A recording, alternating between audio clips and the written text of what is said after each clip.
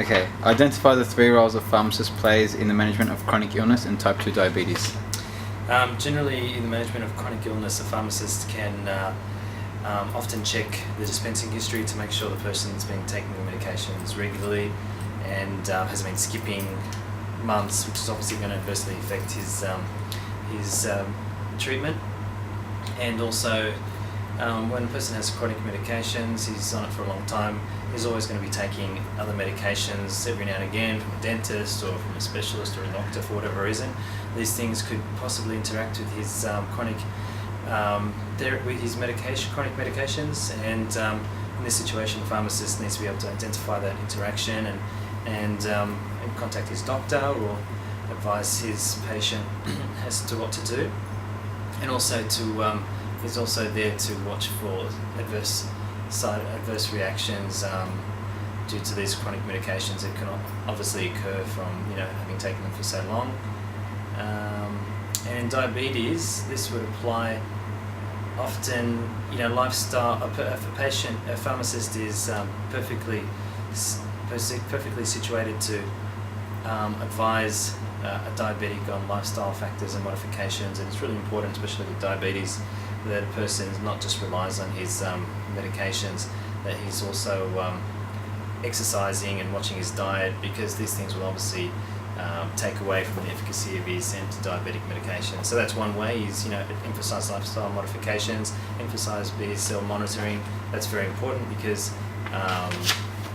BSLs can obviously vary throughout the day, and these should be reported to the doctor if they're high or they're low. And diabetic medications can actually cause hypoglycemia, some of them, so the patient needs to be aware of the symptoms, and the pharmacist is in a perfect position to advise the patient of these symptoms and so on. Okay. How and to what extent does the pharmacist work with other healthcare professionals in the management of chronic illness? Well, it's tied into the first question, in which if the patient comes in with a prescription and it interacts with his chronic medications, then obviously he needs to be able to contact the prescriber, be it a dentist or be it another GP. Maybe he's gone to another GP for some particular reason to get a better prescribed medication, and the GP is not aware of his therapy,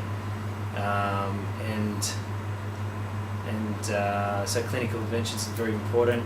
Also, if a person is not taking his medications regularly, so it's important that he interacts with the other healthcare professionals and lets them know. Okay, and how is the role of a pharmacist distinct to other healthcare professionals? Generally, the pharmacist is the first point of call for a patient whenever he has a problem, whatever the problem is, be it medical or social or whatever. And the pharmacist is always in a position to refer on to the GP, or because he's not only is the first point of call, he's often the last